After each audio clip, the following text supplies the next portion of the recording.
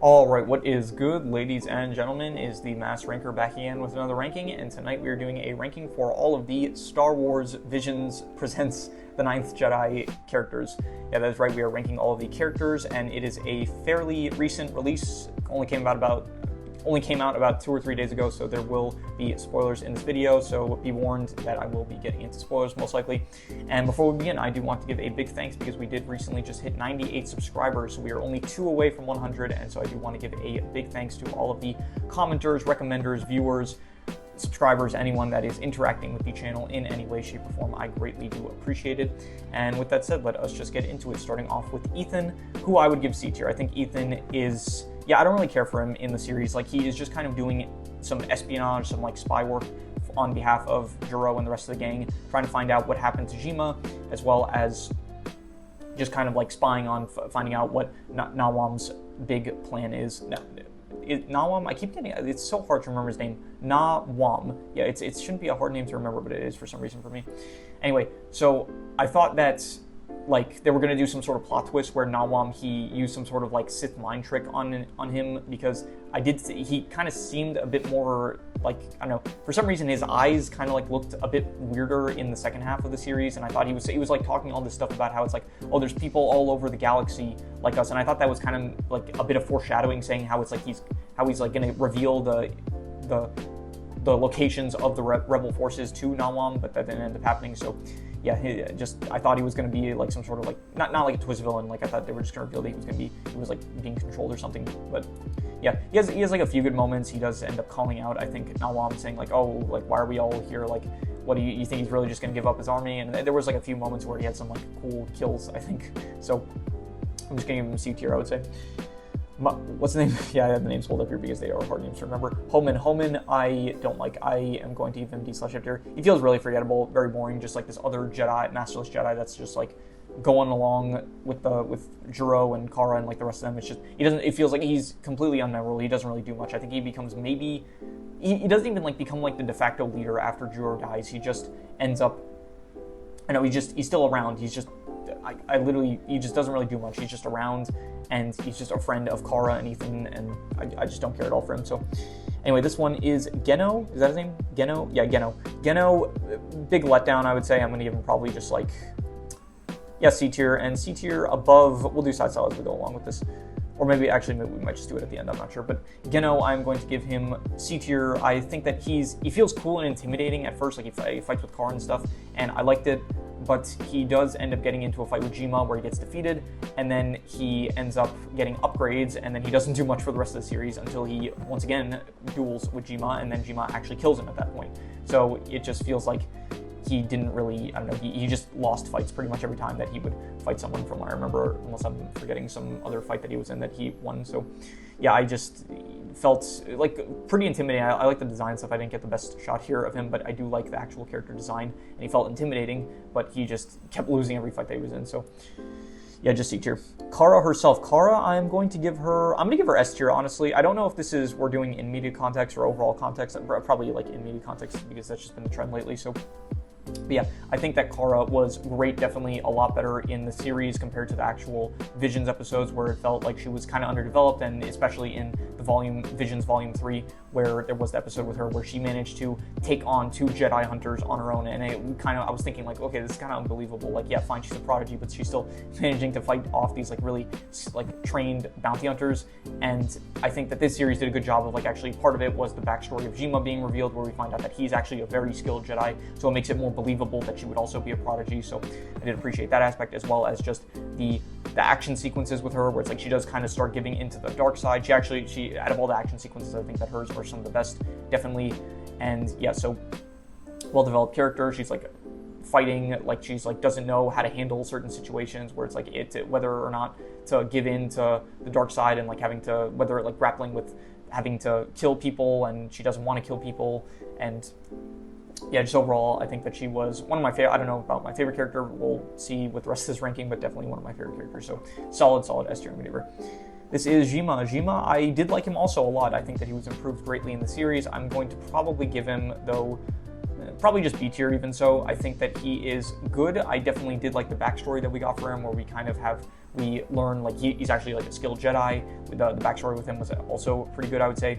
They did make a good point where it's like for some reason he didn't just reveal the fact that his previous master, Reno, I think his name was, he didn't just like tell the rest of them like, hey, this dude is like getting rid of his political opponents. It's like for some reason he kept that a secret, and I don't really know why. And they even say in the series itself like, hey, why didn't you just tell us that like Reno was doing all this bad stuff? So, but even so, he's cool. He's got good.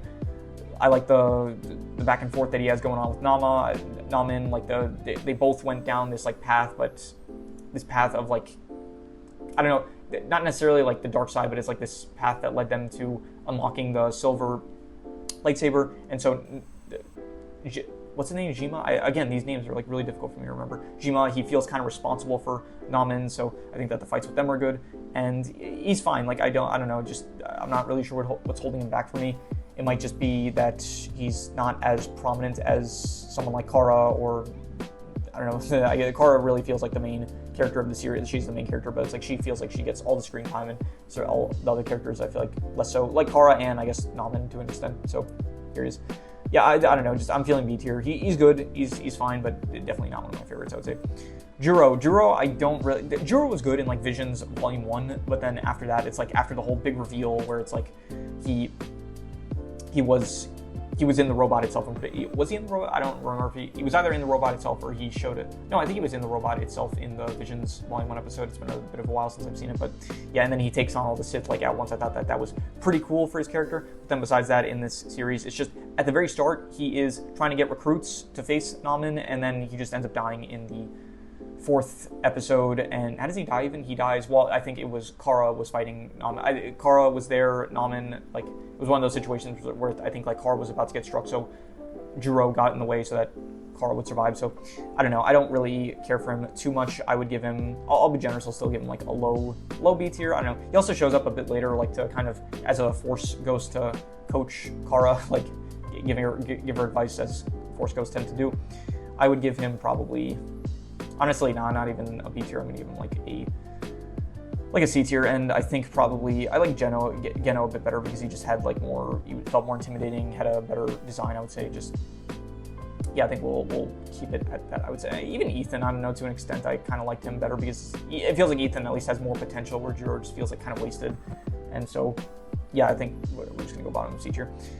Common, I forgot his name, Quana, I would give him, he was fine. He was just, for some reason, his character and like the whole, all of a sudden they just introduced this like race of, they look like elves, and so I really got like fantasy Lord of the Rings vibes from this dude, and Tafla, I think her name is as well. So yeah, I would say he's a friend of Juro. He never actually kind of became an official Jedi. He just helps out Juro. He's like part of the he's like the face of the reinforcements that Juro ends up recruiting to help fight against Namin.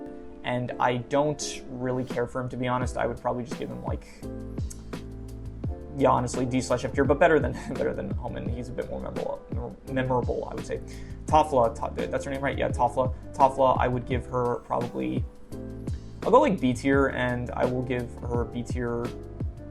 I'm gonna go below Jimin because Jimin is just more prominent there, but I did like her for the fact that she was like she gave us a lot of lore. She was like a lore dump excuse where she ended up giving us a lot of information about the backstory of Jima, the whole stuff that happened with Reno back in the day, and like the reason, I guess to an extent, we don't find out there about Namin, but it also like ends up foreshadowing like that Namin was there. Like we see Namin, we just don't at the time know that it was Namin that we saw. So yeah, I would say that I like her character herself is just kind of, she ends up getting trapped in a certain area during the whole evacuation of, what was it called? Beanie? Something like that? I forgot the name of the planet. What's it called? Can I see her? Let's see here. Star Wars, the 9th Jedi. What was it called? Beanie?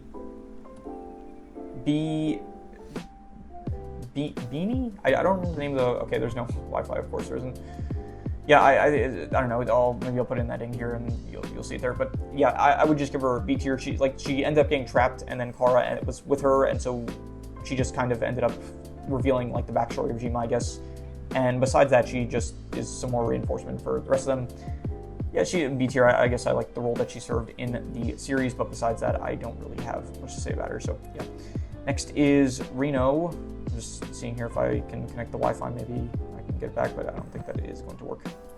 Yeah, okay, so I'm not gonna bother. Reno, I would give him not really character so much, it's just this guy that we apparently heard of from the backstory. We end up finding out that he was the master of both Juro and Jima, and then if we find out that he was actually not the best dude, and you know, he had a duel with Jima, which I guess I get another instance of like, I guess I like the role that he served in the story, but the character himself, he's not really a character that much, so more of a, not a plot device, but I'll give him like, I liked him, I guess, better than Juro, the role he served, as well as Ethan, not as much as Ethan. I'll put him like, yeah, I think that's good, I'd say.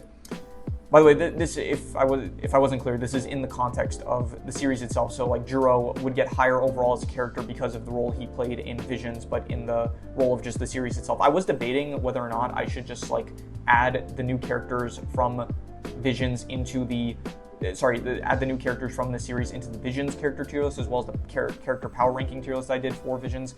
But I decided ultimately, there's this show, and then there's also Marvel that is kind of, there's Marvel Zombies that's also tied in with What If. So like for both of those shows, I was like, okay, if I'm going to do it for one of these shows, I'm going to do it the same kind of style for the next show. And so ultimately I decided it's just going to probably be easier to do just a character ranking and not a power ranking, because for a power ranking for this, it's like, I would have to include it into the Visions power ranking. Ultimately, I just decided I'm going to do a character ranking for each that is separate from the actual Visions character ranking. When Visions ultimately gets updated, maybe I'll add these characters in, but I might just consider it its own property and not include the two together. Sometimes I do end up including properties together, like Shrek, I included the character ranking I included with the Puss in Boots movies. So in some instances, I'm very pick and choosy with this, as I am with a lot of things. So yeah, in this case, this is just the characters in the context of the series itself, and not including characters like the characters from the episodes that was in Visions. So yeah, anyway, moving on. This is, what was his name? Et. His name was Et. E-H-T, I'm pretty sure. He was good. I would give him like, we'll go top of B tier. Yeah, I think that he was a Jedi bounty hunter. He was the partner of what's his name? Tibu, I think his name, Tibo, something like that. Or Beto, one of the two. Beto, I think it was Beto actually.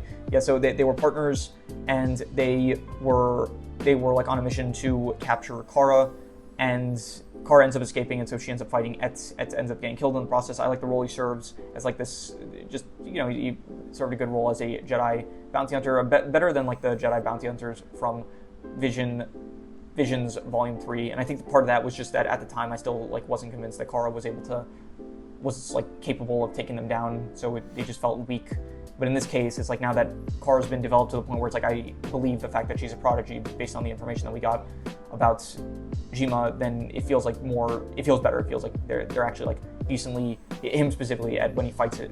Like I like the fight scene between them. That's the point I'm trying to get across, kind of. So yeah, I would say B tier. And next up is Beto, which is he also ended up fighting Kara, but then Kara actually spared his life, and then from there she basically said like, hey, I could have killed you and I didn't kill you, so now your life is like forfeited to me, basically. So he ends up working for her, and I would give him, I'm gonna go A tier. He's good. I liked him. I don't think he's on the level as Kara, because Kara just gets like the most screen time out of any character in the series, so we get Kara developed a lot, where we just kind of like have a conversation between him and Kara while she's captured, where he kind of explains his motivations, where it's like he doesn't really care about light side or dark side. He just wants to, he kind of views them in the same. It's kind of like similar to Namen to an extent, where they both just kind of view both sides as like, it doesn't really matter. Ultimately, at the end of the day, it's about like strength and power and stuff. So I think that, yeah, so based on that ideology, he wants to, like, he went into the Jedi bounty hunting business to just fight strong opponents.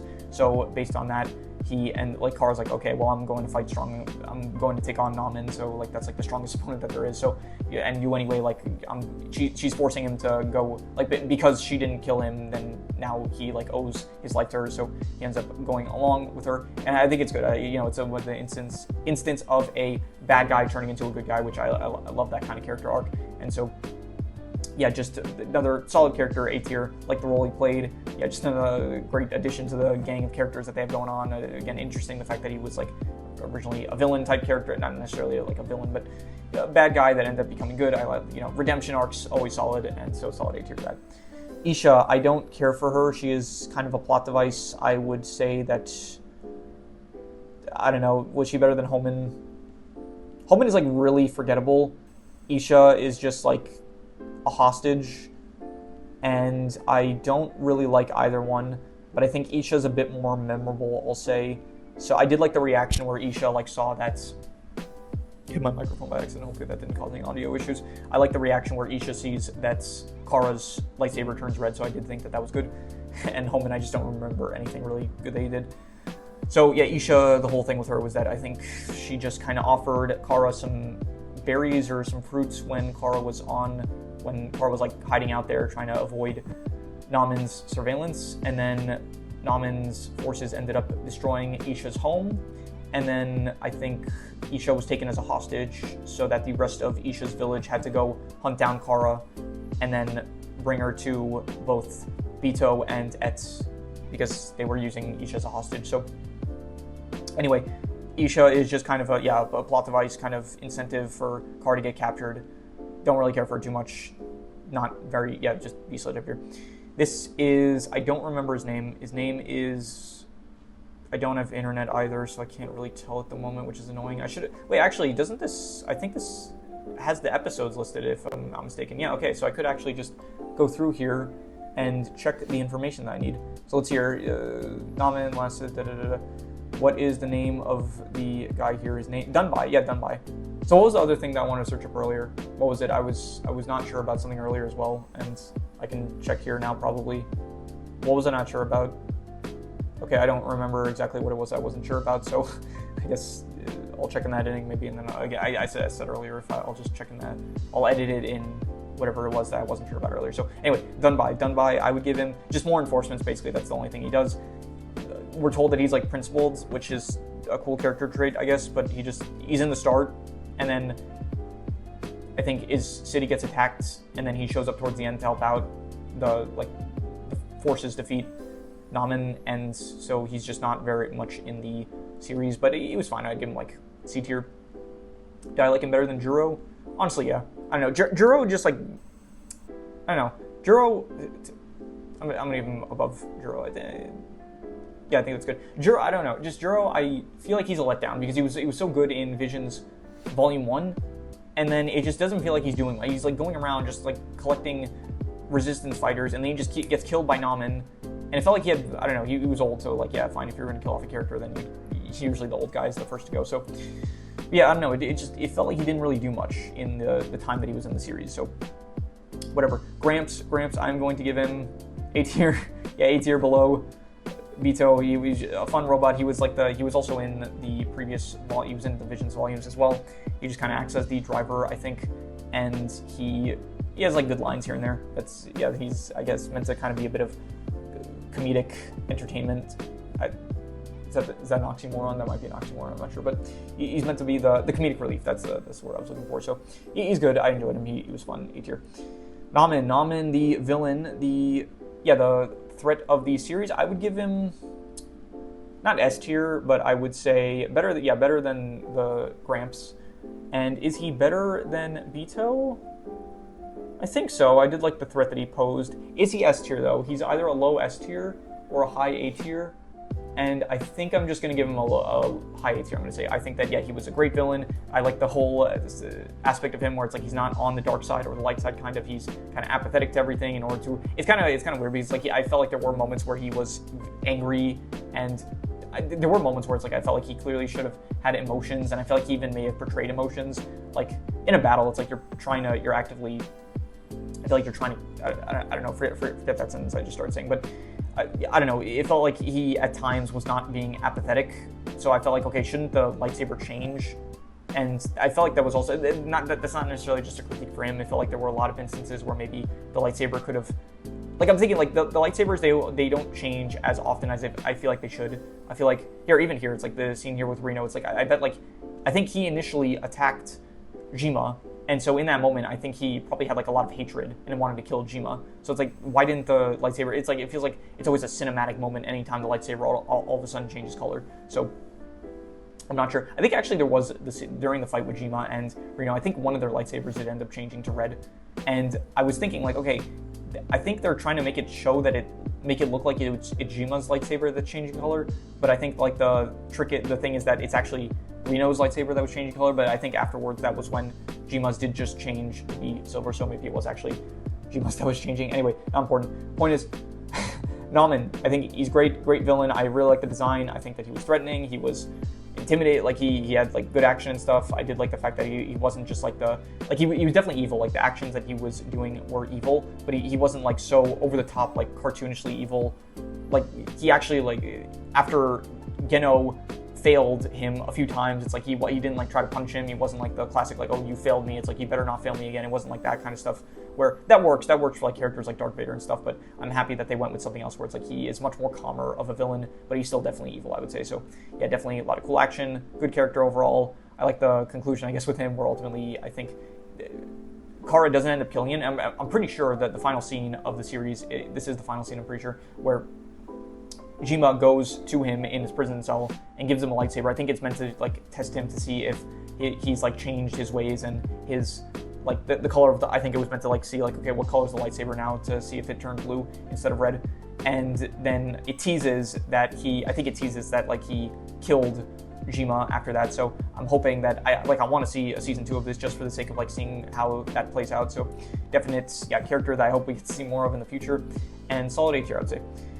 And yeah, so we did side style as we went along with this, and so yeah, that is pretty much all there is to it. So if you have any recommendations, any shows, movies, video game stories, anime, manga, web series, anything that you want me to review or rank or compare rankings, it does not have to be media related. It could be oh wait, actually I'll do the outro again, but I remember the thing that I wanted to check. It was the name of the planet. Let me see here.